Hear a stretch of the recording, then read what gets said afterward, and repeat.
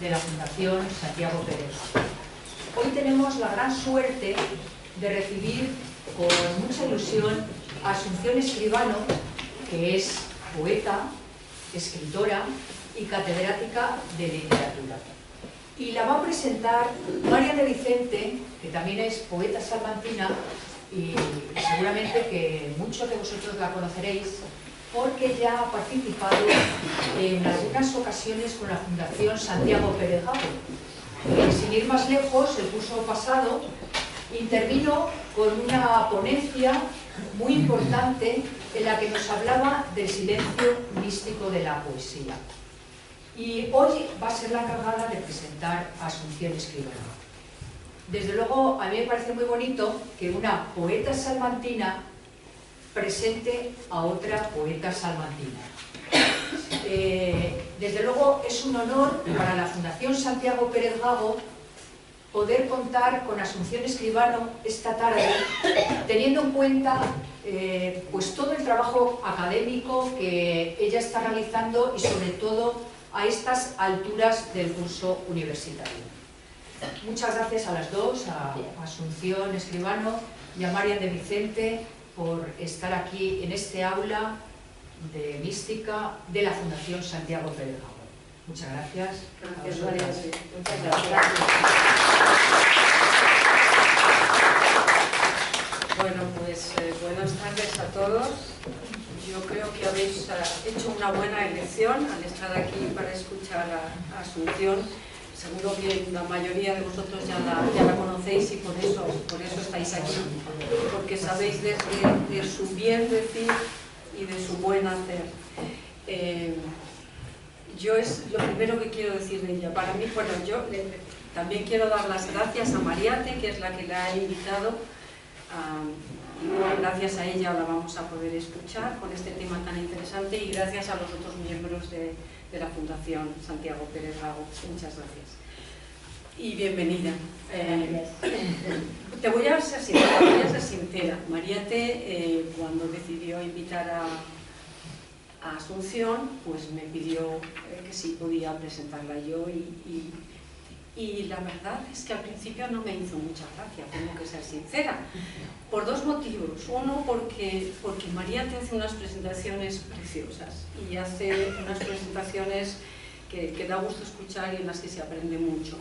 Yo no me dedico a presentar a nadie normalmente, así que, bueno, en ese sentido salís perdiendo.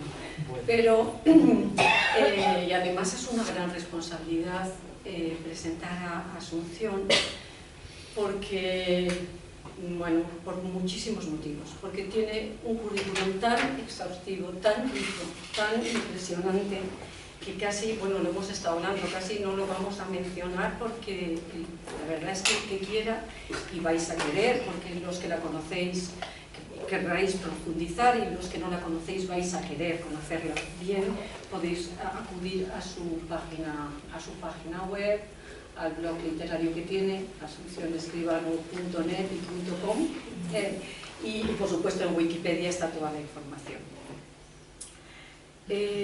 Pero fijaos, además es que estoy convencida que realmente a una persona la conoces escuchándola, leyéndola, viéndola, sintiéndola.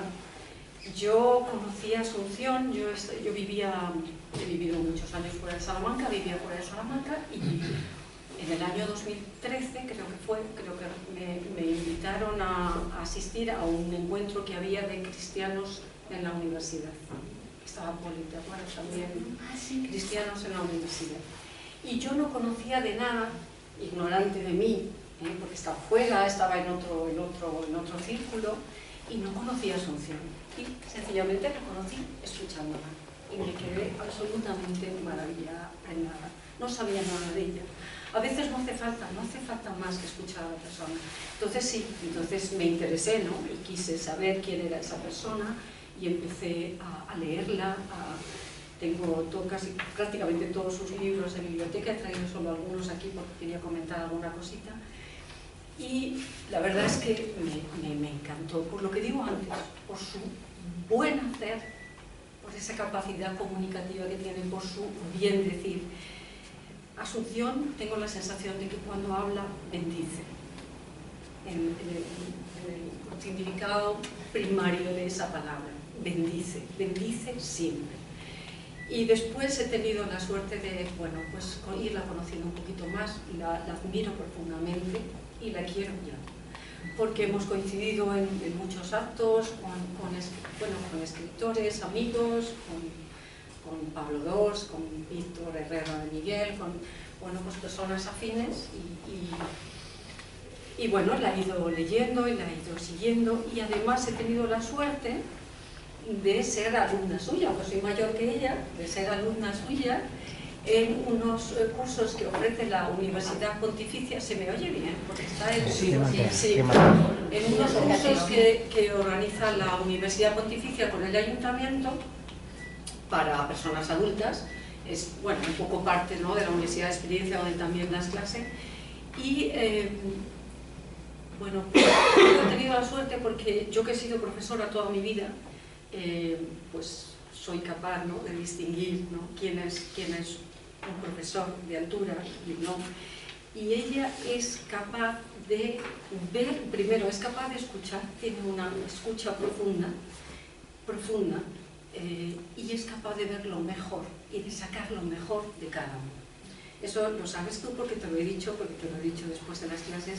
Entonces, bueno, podría decir tantas cosas de ella, pero bueno, ya digo de su currículum. Tengo 2, 3 folios aquí llenos y podría resumiroslos, pero quitaríamos tiempo para su palabra y para la presentación que queremos hacer.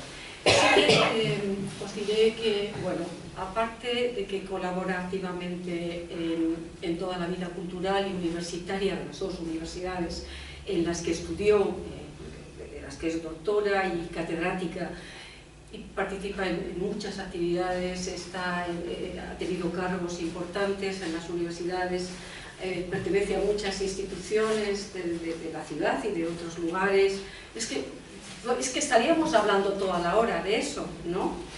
Pero es una gran crítica literaria, es una estupenda periodista, escribe unos artículos maravillosos sobre otros poetas, otros escritores. Yo les animaría a que la buscasen y que leyesen algunos de sus escritos. Pero además de eso, tiene casi una docena de libros de poesía publicados, algunos ensayos, aparte de todos los textos académicos especializados, ¿no?, de sus materias. Y el último, yo les animaría a descubrir sus libros, pero sobre todo hay una antología poética que publicó la Diputación de Salamanca en 2012, que recoge toda su obra anterior desde 2000 a 2012, Solo me acarician alas, que es una maravilla, pero es que además tiene un prólogo, que yo quería leer algunas partes del prólogo porque es maravilloso, de nuestro paisano, ¿no?, José Luis Puerto, el poeta, que ahora vive en León, ¿verdad?, y que estuvo aquí también, ha estado también aquí. Y en ese prólogo está un recorrido por toda su poesía que es maravilloso y que tiene muchísimo, muchísimo que ver con lo que vamos a escuchar hoy. O sea, está todo las claves de, yo creo, de lo que nos vas a contar hoy están aquí, ¿no? Es una poética. Y voy a leer el principio y el final, nada más.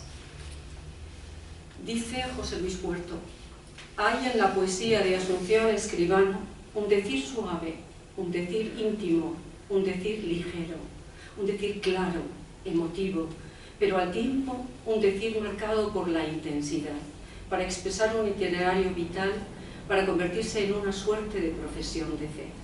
Fe de vida, fe de amor, pero fe también del ser humano y del mundo. Una fe de vida cordial, orientada por la brújula de un humanismo hecho espíritu. Bueno, y sigue, y es un recorrido precioso de varias páginas, pero fijaos, os llamo de tú, como ya hemos estado aquí juntos varias veces, fijaos cómo termina este recorrido que es precioso. Dice: el poeta, como pájaro solitario y fraternal al tiempo, es el encargado de cantar el nombre de todos, es el encargado de dar sentido a las palabras de la tribu, Mallarmé, Valente, etc. Y esta es la tarea que en su poesía aborda de modo conseguido y hermoso, de modo incansable y sostenido, Asunción Escrivá. Bueno, una maravilla este libro, pero todos, desde el primero, La disolución, el que fue premio Fray Luis de León de poesía, el 10º premio Acorde, que es una maravilla, Acorde, que es el nombre que lleva su blog literario, que es otra maravilla, y que Salmos de la lluvia, El canto bajo el hielo, y este ensayo, que es el último libro que ha publicado, creo que hay otro que está ahí, a punto de eso nos lo cuentas ahora. Este ensayo lírico, es prosa poética, es un diccionario emocional de poesía en el que hay 33 entradas maravillosas, a cuál mejor, pero que, si me permites, Asunción, voy a leer solo el nombre de las entradas. Son 33 entradas y después hay casi 200, 180, casi 200 referencias bibliográficas y citas de poetas, de escritores, de filósofos, de artistas. Bueno, es una maravilla de libro. La estación más ardiente. Índice. Amor. Asombro. Bienaventuranzas. Canto. Conversación. Creación. Cuerpo. Destello. Escucha. Escritura. Esperanza.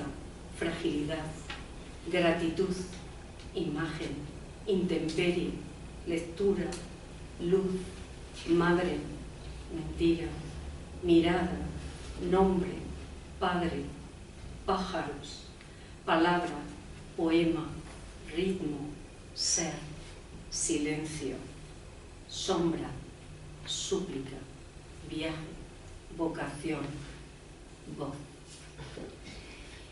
Y en la última entrada, o sea, yo tengo prácticamente subrayado todo el libro de citas, de frases maravillosas, pero he querido elegir de la última entrada unas breves líneas que hablan de Asunción.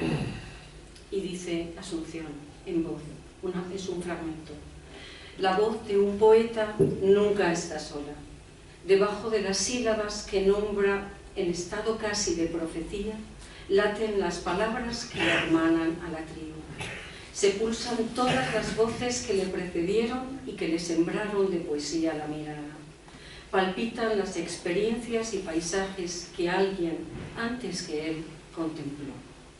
Sigue un poco más y termina el texto y el libro.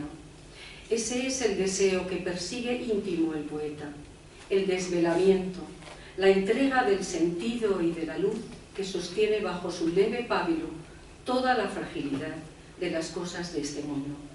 Ese es el deseo que persigue íntimo el poeta, el amor. Se dice ella en sus palabras, evidentemente. Yo me da mucha pena no hablar de sus méritos, pero podría resumirlo diciendo que su vida es una vida fecunda, enormemente fecunda, de la que nos enriquecemos todos, y una vida bendecida, sin duda. Y bueno, tengo que hacer alguna referencia al tema que vamos a escuchar, de la conferencia del pájaro solitario, un símbolo del alma y del poeta, que a mí me ha llevado a algunos lugares que todos vamos a reconocer, ya viendo el título, pero desde luego escuchándola, y me ha suscitado algunas preguntas que estoy segura que ella va a ir respondiendo a su conferencia.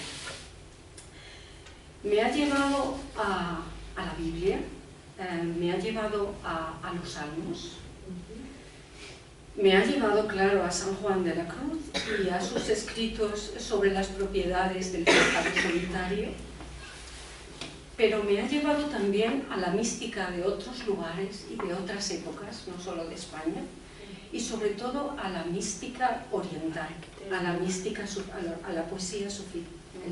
Claro, pero bueno, ya nos dirás tú algo sobre esto. Y luego me ha suscitado estas preguntas que yo creo que nos van a introducir en el tema. Y me pregunto yo, ¿quién es el pájaro solitario? ¿Es el poeta? ¿Es el místico? ¿Es cada uno de nosotros en esa invitación a la aventura interior? ¿Qué ave es ese pájaro? ¿Y qué representa? ¿El alma en búsqueda? ¿El poema como búsqueda? ¿Dónde se unen aquí mística y poesía? ¿Y qué papel juega en esa búsqueda la contemplación, desde la lectura, la inspiración al aire del espíritu, ¿no? La inspiración, la soledad y el silencio, ese alzarnos sobre el ruido y las cosas, el canto suave, la alabanza, la poesía, la ausencia de color, el olvido de uno, el olvido de sí, el ser instrumento. Bueno, todo esto es lo que me suscita este tema tan evocador, tan sugerente. Y te voy a hacer un regalo porque para mí es una alegría enorme presentarte, y como no sé si podía estar a la altura, pero con todo el amor lo he hecho, te he escrito un pequeño poema que se llama El pájaro solitario. Es para ti, Asunción. Ave pequeña y parda, vigía en tu solana, sola sobre tu blanco pliego, elevas la mirada al alba, hacia la luz. Al contemplarte llega la inspiración y cantas, suave y dulce, alabas, en lo escondido, sin exhibir colores, como flauta de caña, ebria de amor callado, mas presta al vuelo ya, presta al encuentro, que ya espera el amado y te reclama. Oh, qué bonito. Qué bonito.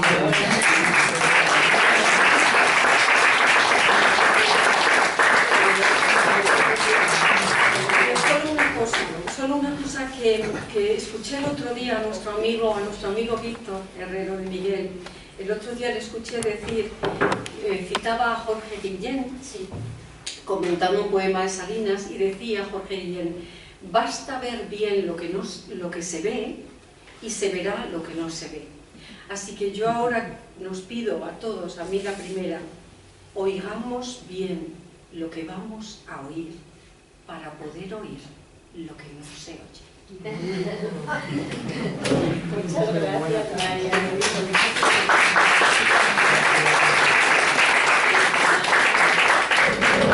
Bueno, buenas tardes a todos. Gracias por estar aquí acompañándonos en esta tarde que tiene cierto carácter desapacible, cierto carácter. Gracias por invitarme, Mariate. Y bueno, Marian, me ha emocionado profundamente. Tengo la piel de gallina y en algún momento estaba hasta temblorosa. Ha sido una presentación hermosísima y ha dicho algunas cosas. Me ha gustado muchísimo, muchísimo, que mi palabra es una bendición. Me parece, solo con eso, yo creo que ya... Y tu presencia una caricia. Porque es que es un tema que últimamente me percute dentro de mí. Cuando uno piensa qué hace en este mundo, y yo me contesto, el pequeño círculo en el que vivo, que quede algo modificado por algo que yo pueda entregar, pequeño. Y lo que siento que tengo es la palabra. Y entiendo que la palabra ha de ser una bendición, que quien te escuche vuelva de ese viaje cambiado. Y ella decía, últimamente trabajo mucho sobre el tema de las bienaventuranzas. No solo las bienaventuranzas de Jesucristo, sino la bienaventuranza como la palabra que realiza aquello que nombra. Porque cuando Cristo dice bienaventurados los, no describe, sino que regala un don. Y entonces yo creo que eso es una de las misiones del poeta, que cuando nombra tiene no que trasladar conceptos, sino que regalar dones. Y ese es el próximo libro que escribo, que está trabajado sobre bienaventuranzas escritas por poetas y vidas en torno a esas bienaventuranzas. Pero bueno, esto será para otra ocasión. Cuando me invitaron a participar aquí, enseguida tuve claro que quería hablar sobre el pájaro solitario. Marian ha desarrollado todas las preguntas que me han ido también generando a mí la escritura de este texto. Y el pájaro solitario es un símbolo de San Juan de la Cruz que está poco desarrollado. Terminaré diciendo por qué está poco desarrollado. Lo cita en 3 obras. La propuesta que hago es si el pájaro solitario habla del alma, del pájaro, del poema. En realidad creo que habla de las 3 cosas y de mucho más. Habla de la vida, es un camino espiritual, es una forma de caminar en el mundo, es un sendero, son pasos por los que pasamos todos, es un deseo, es un horizonte que hay que alcanzar, es tantas cosas. Está citado por San Juan de la Cruz en 3 obras, brevísimamente en la subida del Monte Carmelo, en los dichos de Amor y Luz, y con un poquito más de extensión en los comentarios del Cántico Espiritual. Él dice que se inspira en el verso 8 del Salmo 102, que San Juan traduce como recordé y fui hecho semejante al pájaro solitario en el tejado. Y habla de las 5 condiciones del pájaro solitario, que son las 5 condiciones o el camino que todos tendríamos que seguir para llegar a encontrar ese sentido de la vida. La primera condición, que se va a lo más alto.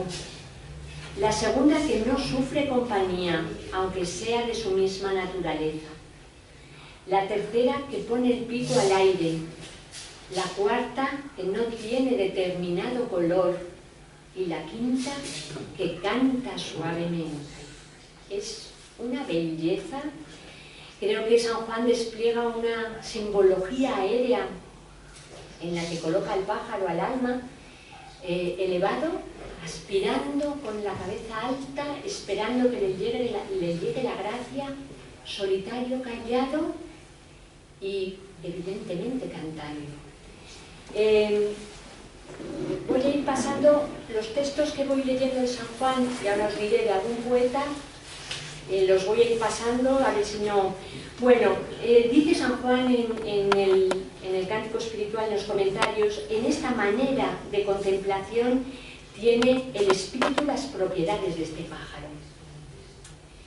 Habría que señalar en primer lugar que el símbolo del pájaro en todas las tradiciones, tú lo comentabas, es el símbolo del alma, desde el sufismo, pasando por tradiciones espirituales variadas, pero no solo en tradiciones espirituales, sino incluso en la modernidad. Tolkien, muchísimos autores lo utilizan como símbolo del espíritu, Wagner también, porque habla de lo pequeño, del poder que tiene lo frágil, de la gracia que tiene lo frágil y de la, ¿cómo decir?, de la confianza de algo transparente que nos sostiene, que sostiene al pájaro, el aire.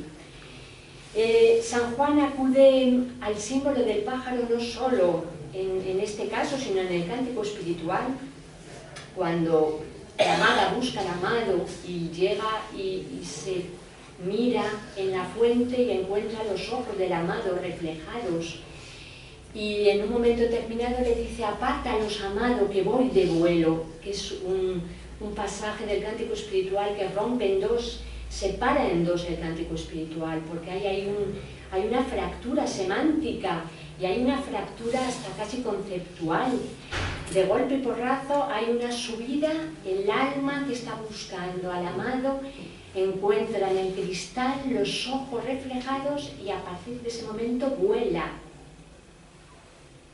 El amado le dice, vuélvete paloma, vuélvete, con esa dualidad significativa de date la vuelta, pero transfórmate en paloma. La paloma también como el símbolo del encuentro y del alma. Lo que yo voy a hacer aquí es ir pasando por esos 5 momentos en una especie de camino creativo en el que cada uno de los pasos está representado por poetas distintos, no solo por San Juan de la Cruz, sino por otros poetas que, a mi entender, si esto fuera un camino de vida, que no es así, porque en la vida no se pasa por esos 5 pasos progresivamente, sino que se mezclan, a veces se juntan, uno vuelve para atrás, aparecen varios, pero si fuera un ideal camino en el que fuéramos siguiendo los 5 pasos, empezaríamos por el primero, que es el más bajo, y acabaríamos por el más alto. Yo he ido buscando poetas que para mí representan cada uno de esos momentos. La primera condición, la de ir a lo más alto, es la de ir de vuelo. Tiene que ver con el inicio de un ascenso en la vida, en el espíritu, en la poesía. También en la poesía, también en el poema. Buscar la claridad que nos permite despegarnos del cemento, de esto material que nos tiene tan agarrados aquí a la tierra y que aparece en poetas, bueno, esto es lo que os he comentado, en poetas como Machado, cuando dice: ese pobre hombre en sueño siempre buscando a Dios entre la nada.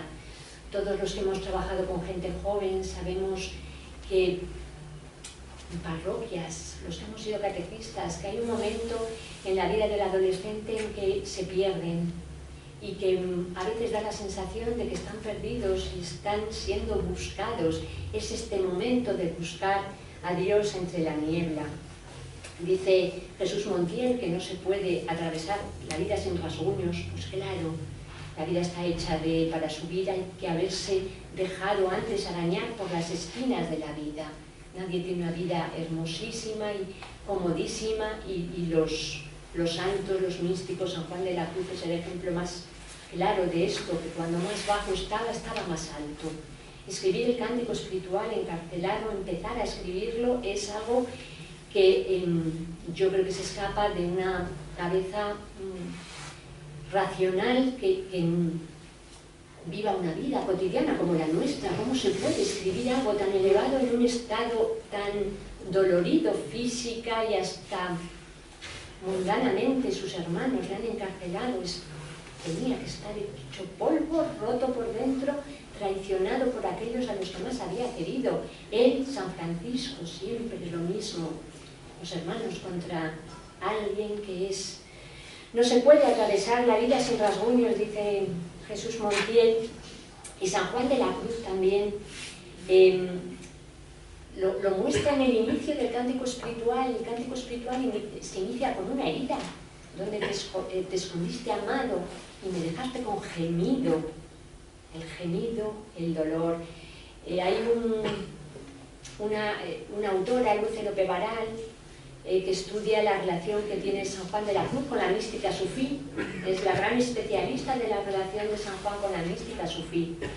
Y ella habla de Ibn Arabi, que es uno de los místicos sufíes, tuvo relación con San Juan por lecturas, creo que es él, creo, lo estoy diciendo a la memoria, sí, que dice que hay unos grandes amigos de Dios que son los gemidores, la gente que es tan sensible que llora.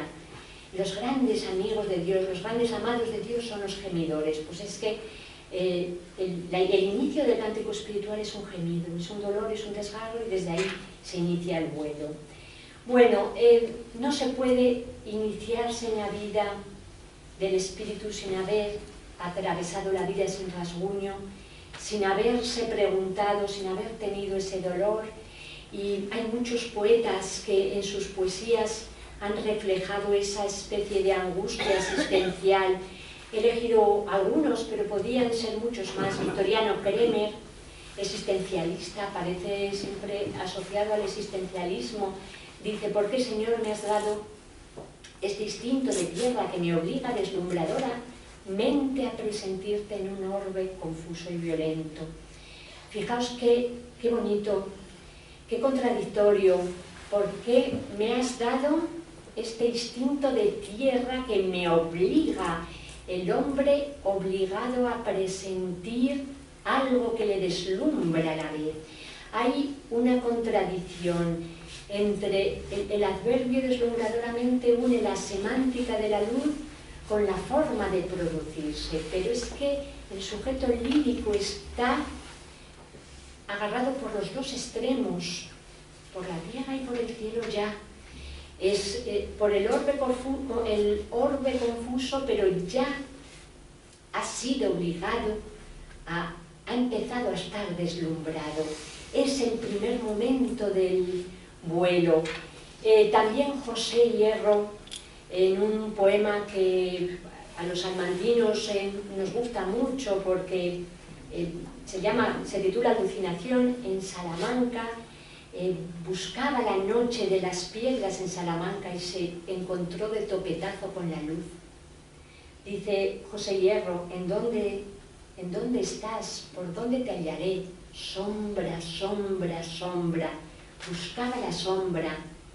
Estaba en la noche salmantina y pasa varios versos y dice: de pronto, deslumbradoramente, el agua cristaliza en diamante. Una súbita revelación.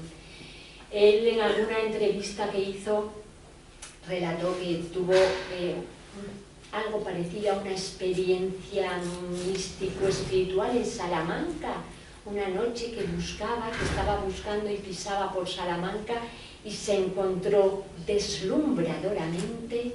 Los adverbios, los filólogos, que somos muy simples, decimos que el adverbio siempre es un modificador del verbo, un modificador del adjetivo, un modificador. Son profundísimamente expresivos. Y muchas veces mucho más expresivos que los sustantivos y hasta que los verbos y hasta que los adjetivos. Porque casi nos dicen más. Tú eres el adjetivo que eres, pero decides deslumbradoramente afrontar la vida, es decir, es una apuesta casi personal. Bueno, José Hierro, que se había encontrado con San Juan de la Cruz y le había preguntado a San Juan de la Cruz: dime si merecía la pena, Juan de Yepes, vadear noches, llagas, olvidos, hielos, hierros, adentrar en la nada el cuerpo, hacer que de él nacieran las palabras vivas en silencio y tristeza. Juan de Yepes, amor, llama palabras, poesía, tiempo abolido. Di si merecía la pena para esto. Se pregunta José Hierro si todo el dolor de San Juan de la Cruz le mereció la pena. Hombre, pues claro. Yo no he hablado con él, pero entiendo que aquí estamos leyendo a Juan de la Cruz, que no solo es alguien que merece la pena ser leído, sino alguien que merece la pena ser seguido, que es un maestro, no de la palabra, sino de la vida, de la fe, por supuesto, de la fe.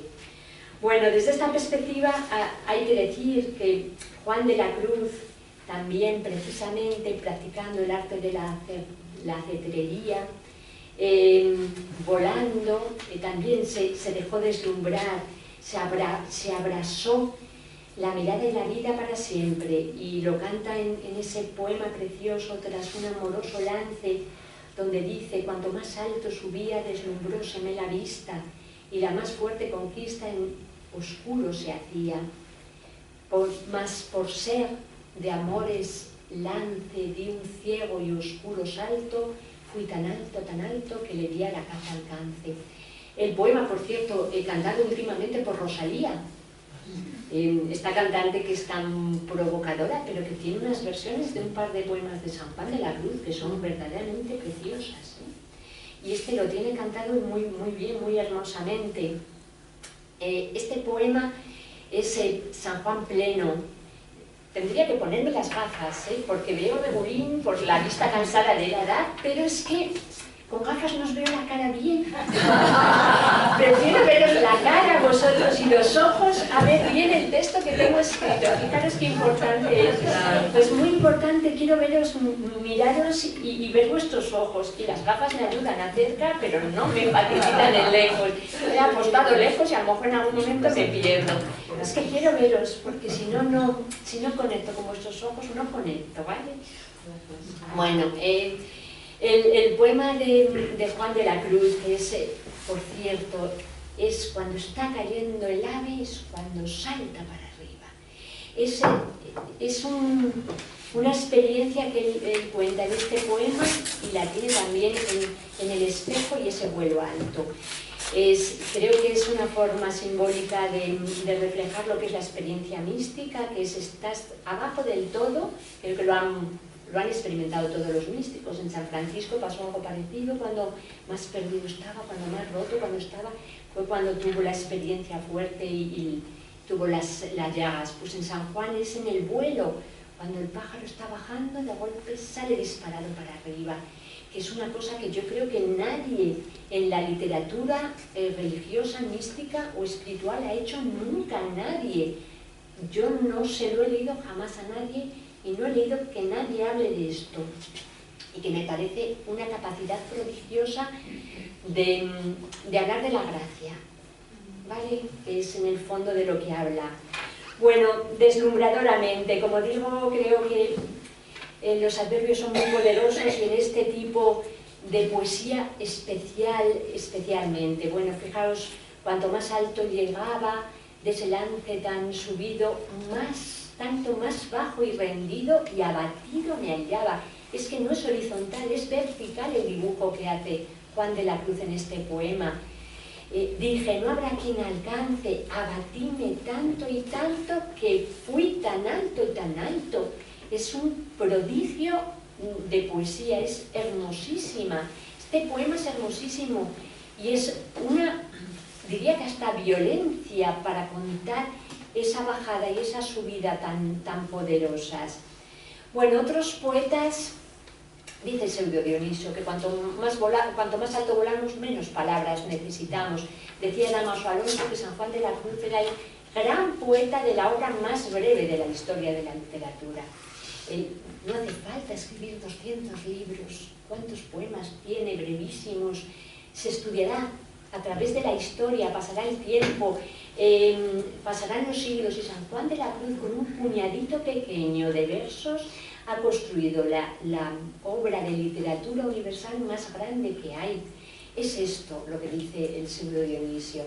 Bueno, otros autores que coloco yo en este, a lo mejor me salto alguno porque si no, voy a poner el reloj, porque si no lo iba a leer, pero como os estoy mirando la cara, no lo leo. Y si no lo leo, me enrollo muchísimo.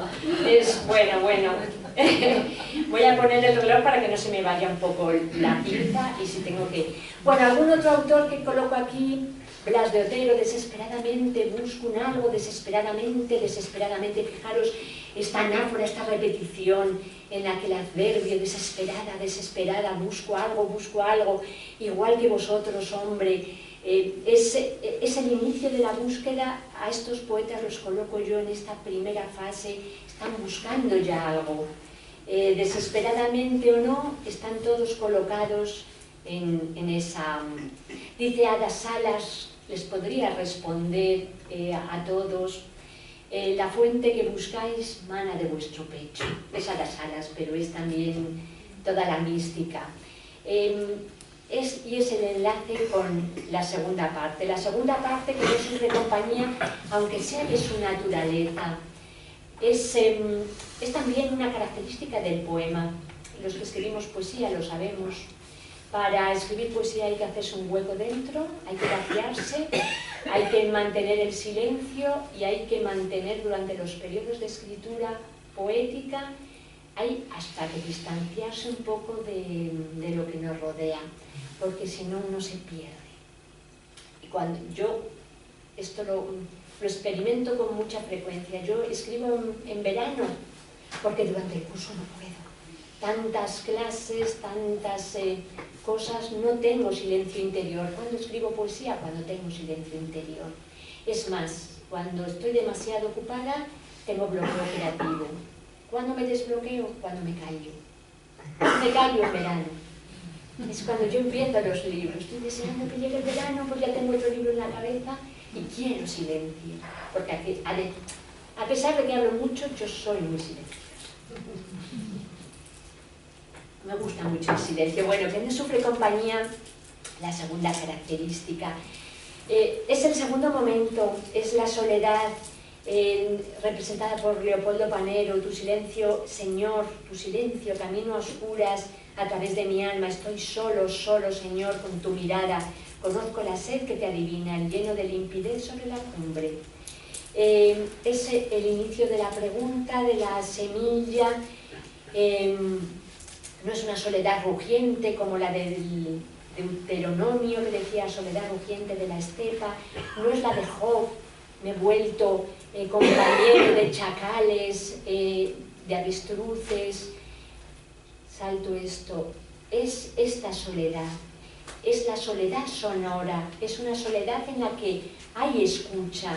Es la música callada, la soledad sonora, con esta contradicción lógica tan característica de la mística castellana. La paradoja es, las paradojas, juntar palabras que semánticamente son contradictorias para hablar de aquellas cosas de las que no se puede hablar de otra manera, porque el lenguaje está hecho para lo cotidiano, para el día a día, para hablar de que nos vamos a tomar un café o hacemos la compra. Pero si tú has tenido la experiencia de Dios dentro, ¿cómo hablas de eso? Tienes que romper el lenguaje. Por eso el lenguaje se vuelve ilógico. Este es el segundo paso, mantener el silencio interior, que por ejemplo aparece en la respuesta que le da Dios a Job. A mí me gusta mucho el libro de Job, muchísimo. Es un libro hermosísimo que creo que en los análisis cotidianos, en teología no, perdonadme los teólogos, que hay aquí un par de ellos que tenéis otro nivel de lectura de Job, pero en los análisis cotidianos que hacemos de Job, en el día a día, cuando alguien cita a Job, siempre se le cita en la parte inicial de Job, cuando Job se queja de las injusticias que recibe por parte de Dios. Pero a mí de Job lo que más me gusta es la respuesta de Dios. La segunda parte yo creo que está poco leída y es una belleza, porque cuando el hombre se queda solo y Dios le contesta desplegando ¿cómo decir? Como si fuera un cuadro hermosísimo del universo, pero lo hace con un recurso precioso que es la pregunta retórica. ¿Dónde estabas tú cuando? ¿Tú has visto nacer? Le dice, ¿dónde estabas tú cuando fundaba yo la tierra entre muchas cosas? ¿Tiene padre la lluvia? ¿Quién engendra las gotas de rocío? ¿Cazas tú acaso la presa, la leona? ¿Calmas el hambre de los leoncillos cuando en sus guaridas están acurrucados o en los matorrales al acecho? Perdonadme, pero Dios es poeta. Dios es poeta, es hermosísimo, es una respuesta que daría un poeta, acumulando preguntas en las que despliega un lienzo de cómo es el universo. Y dice a Dios, no le contesta con la razón. Job preguntaba por razones. Dios es un pintor, es un poeta, no le responde desde la razón, le responde desde desplegándole una realidad bellísima que, por cierto, la tenemos ahí fuera. Es primavera, tenemos todos los árboles llenos de flores. Está ahí la respuesta. Le acaba diciendo Job, te conocía solo de oídas, ahora te han visto mis ojos. Bueno, esa es la respuesta de Job. En una sociedad como la nuestra, que vivimos tan deprisa, que tenemos tantos deseos, que vivimos con tanto ruido, tenemos poco tiempo para el silencio, pero necesitaríamos tiempo, dedicarnos un ratito para el silencio personal. Bueno, por ir avanzando, en la tercera que pone el pico al aire, dice Juan de la Cruz, abrí la boca a la esperanza. La tercera condición que pone el pico al aire habla de la esperanza o de la espera, que es el rostro un poquito más cotidiano. Se alcanza cuando se espera. Decía en ese poema, tras un amoroso lance, se alcanza cuanto se espera, dice San Juan de la Cruz. Yo me pregunto muchas veces, ¿no alcanzamos más cosas porque no esperamos más? Deberíamos ser más esperanzados, o que lo que esperamos no es adecuado para nosotros. Decía Simone Weil que el deseo de luz produce luz y aunque los esfuerzos de atención fueran durante años aparentemente estériles, un día una luz exactamente proporcional a esos esfuerzos inundará el alma. Por eso dice Juan de la Cruz, abrí la boca de mi esperanza y atraje el aire de mi deseo. En los tres textos la idea es la misma: poner el pico al aire, confiar en que te llega la gracia, en que te cae como lluvia todo aquello que estás esperando. Es ese poner el pico al aire, que puede ser un deseo, y paso rápidamente por este poema. El amo de mi destino, el capitán de mi alma, puede ser una confianza, una entrega en el propio hombre, o he elegido también el poema de Confiado de Juan Antonio González Iglesias, porque colocar el pico al aire y tener confianza en que te va a llegar aquello que esperas, a veces no es nada sencillo, lo sabemos todos. Puedes ser una persona con una enorme fe, pero no siempre es fácil tener esa confianza. Dice Juan Antonio González Iglesias en este poema, que es precioso y que creo que nos representa un poco a todos los que andamos a veces en la vida enredados. Pongo mi corazón en el futuro y espero nada más. De los dos monosílabos, sí, no, claro, de los dos monosílabos prefiero el más claro, el sencillo, el que despliega un lienzo en el que todo puede ser. El amor dará firmeza a lo que digo. Estoy con los que creen sin ver, con los que andan sobre las aguas.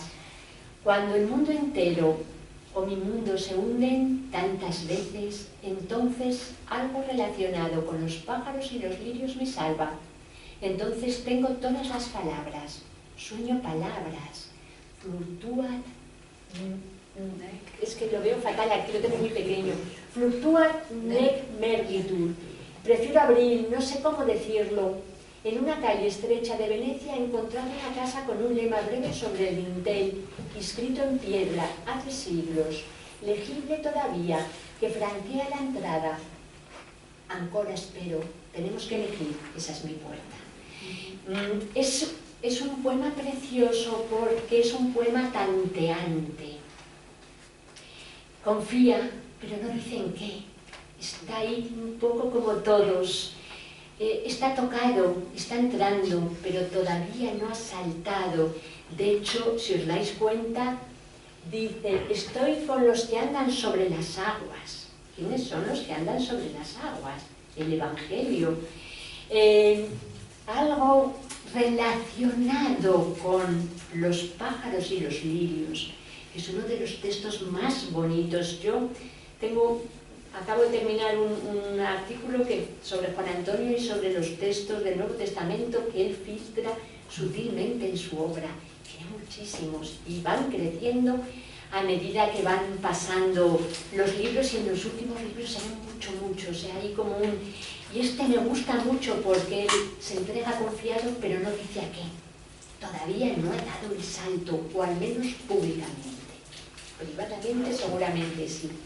Bueno, dice en otro poema que afortunado, y aquí está esa bendición de la que tú hablabas, que a mí me gusta mucho, afortunado el que puede afirmar que confía, había comentado antes Juan Antonio González Iglesias. Pues sí, esto es el marcarismo, el género este de bienaventuranza, felices los que, bienaventurados los que, afortunados los que son actos realizativos del lenguaje. Cuando tú dices afortunado eres, estás en realidad no convirtiéndolo en deseo, sino entregando esa...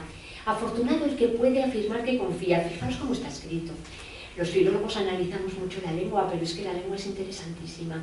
No afortunado el que confía, no afortunado el que afirma que confía tampoco, sino afortunado el que puede afirmar que confía, es decir, que confía que ha decidido decirlo y que es consciente de esa decisión.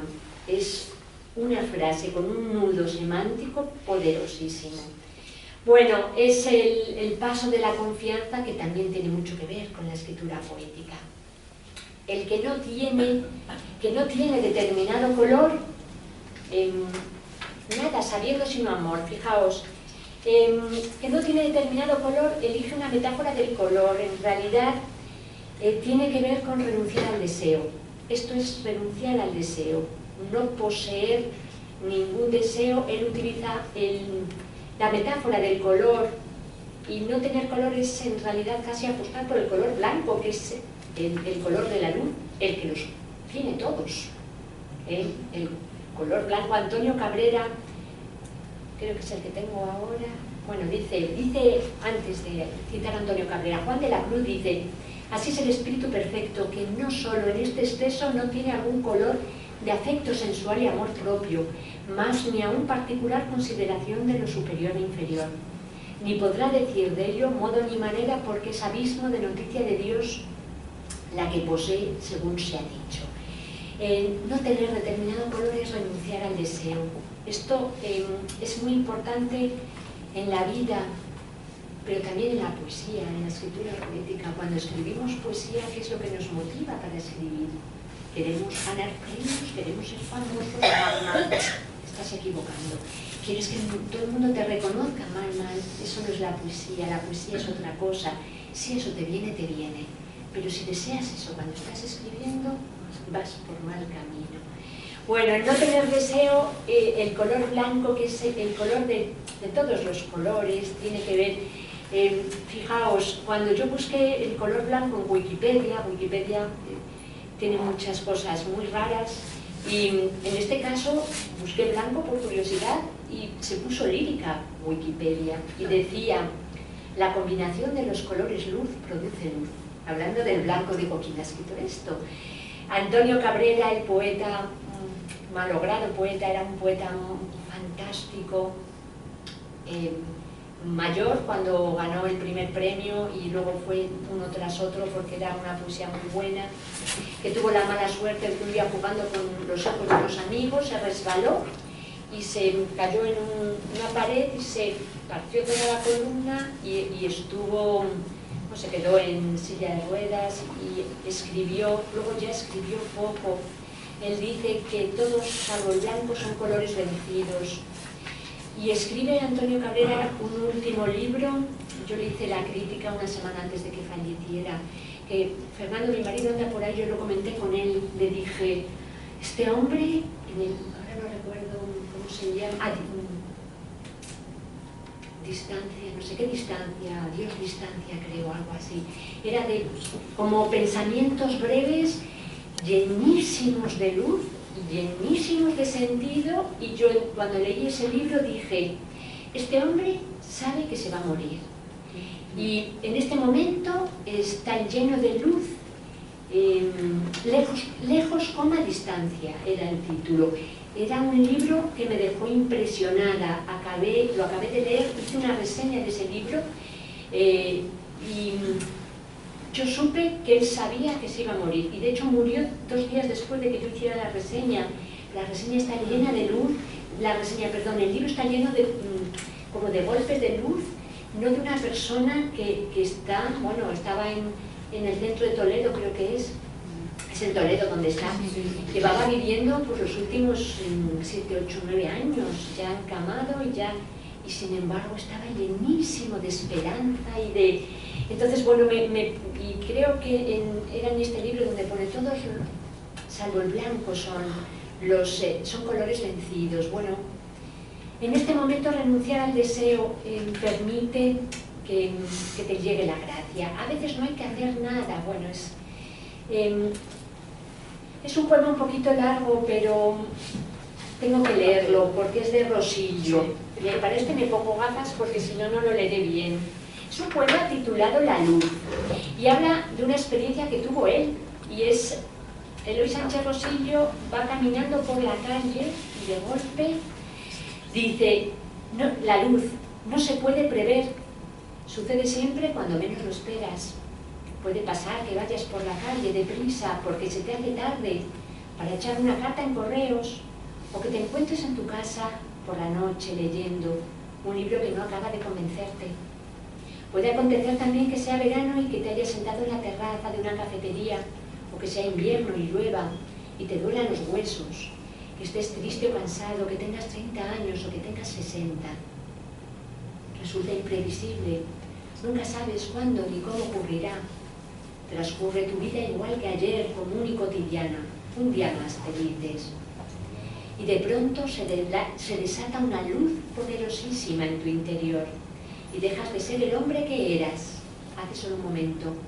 El mundo ahora es para ti distinto, se dilata mágicamente el tiempo como en aquellos días tan largos de la infancia, y respiras al margen de su oscuro fluir y de su daño, praderas del presente por las que vagas libres de cuidado y culpas.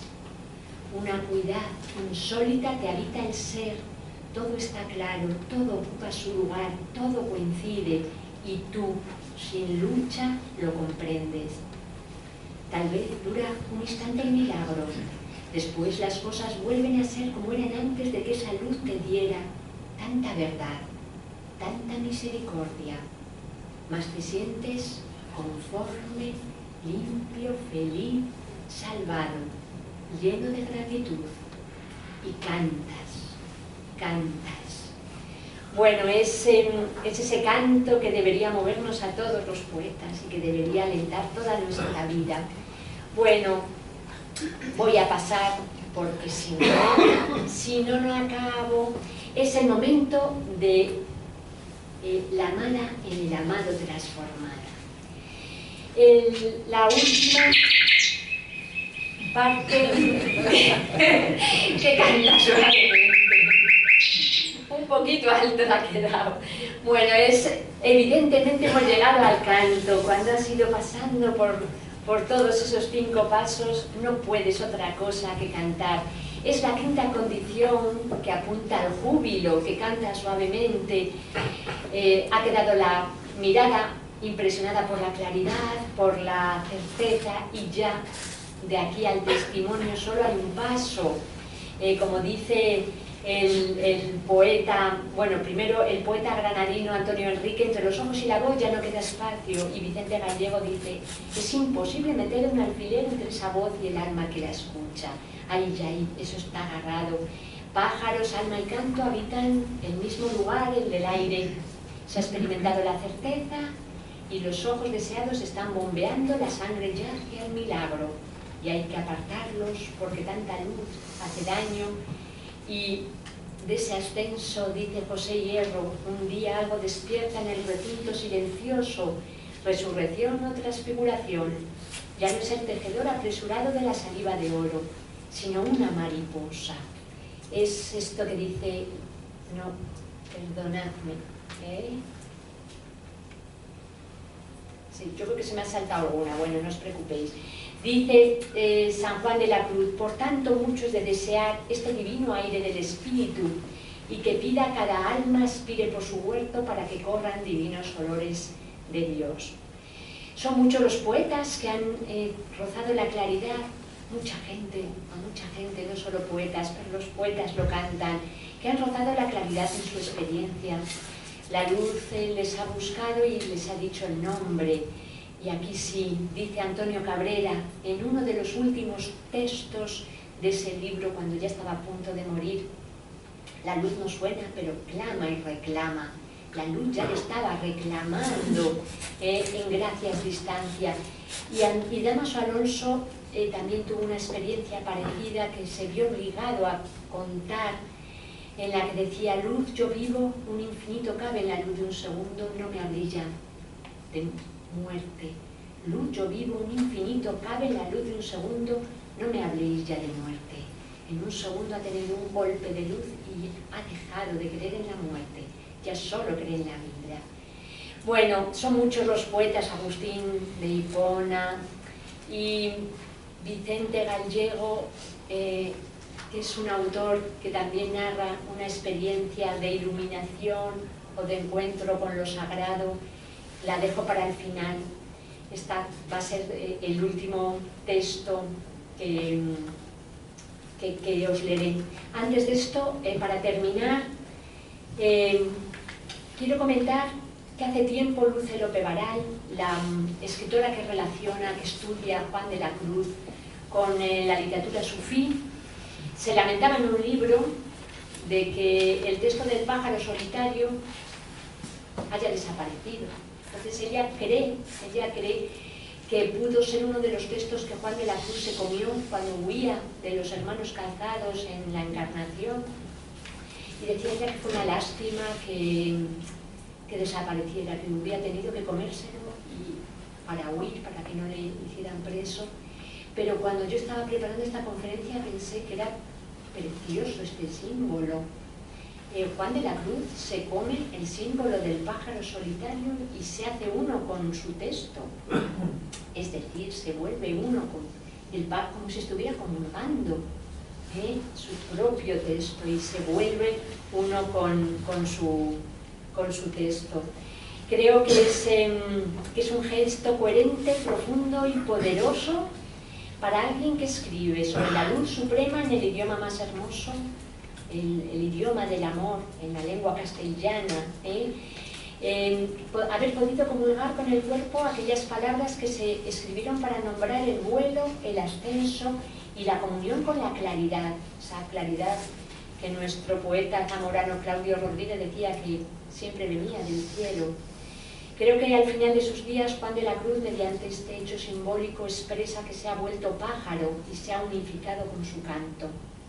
Con su canto se funden todos estos poetas también que han tenido esa experiencia y que la cantan entre ellos, qué susto, el canto. Vicente Gallego, que dice: cantó un pájaro, oí su decir claramente, y en todo el universo no había más que certeza y gratitud. Bueno, pues creo que esta es la vocación del poeta, creo que es la vocación del hombre, creo que es la vocación del creyente, encontrar, más que una luz, encontrar ese canto, encontrar esa palabra verdadera, esa verdadera naturaleza y ese verdadero hogar. Y bueno, me he pasado solo 6 minutos. Os doy las gracias por haberme acompañado en este recorrido simbólico por la poesía y el pájaro solitario, que tiene mucho, como habéis visto, de creación personal y de enhebramiento de mis propias lecturas. ¿Vale? Muchísimas gracias.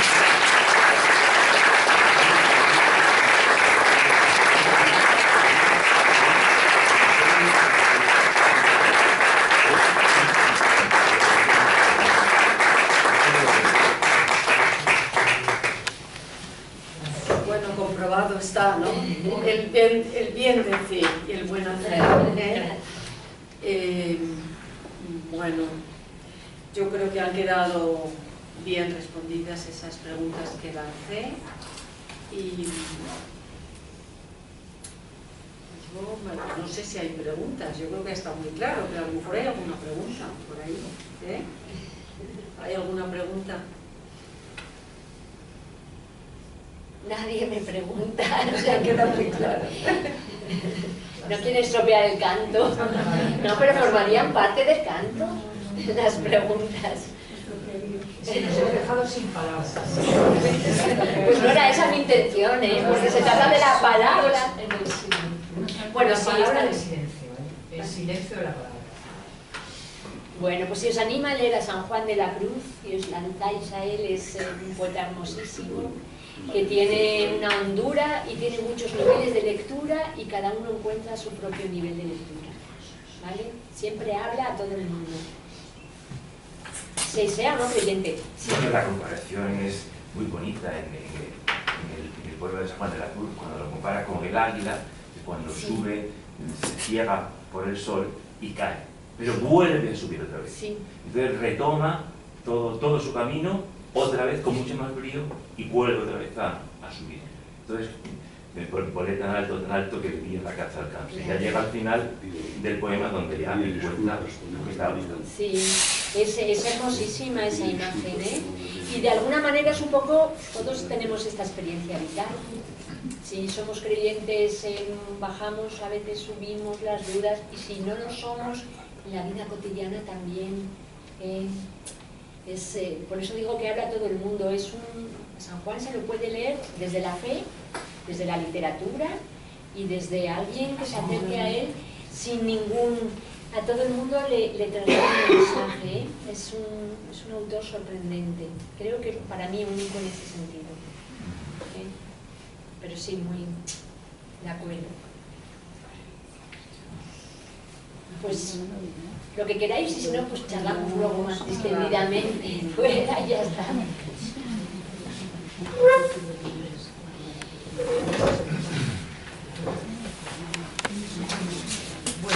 Muchísimas gracias, de verdad que nos ha dejado. Yo creo que, bueno, y yo creo que muy acertado por mi parte la presentación que nos ha hecho también María Militena. Ay, sí, ha sido hermosísima. ¿Verdad que ha sido? Yo creo que una poeta salmantina que presente a otra poeta salmantina y además místicas las dos. Bueno, yo no sé si soy una mística, de verdad.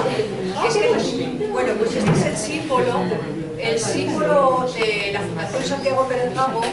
Los que, muy bien, los que habéis venido más veces, sabéis, es un símbolo de admiración hacia arriba, como ese pájaro de San Juan de la Cruz, o ese águila que nos ha dicho don Manuel, que sube hacia arriba. Tú sabes que el único idioma que tiene el símbolo de admiración hacia arriba es el español. Nosotros siempre hacia abajo, hacia abajo. Sin embargo, el símbolo de admiración hacia arriba es siempre esa elevación mística. Y eso lo tenemos en España. Muchísimas gracias. Gracias.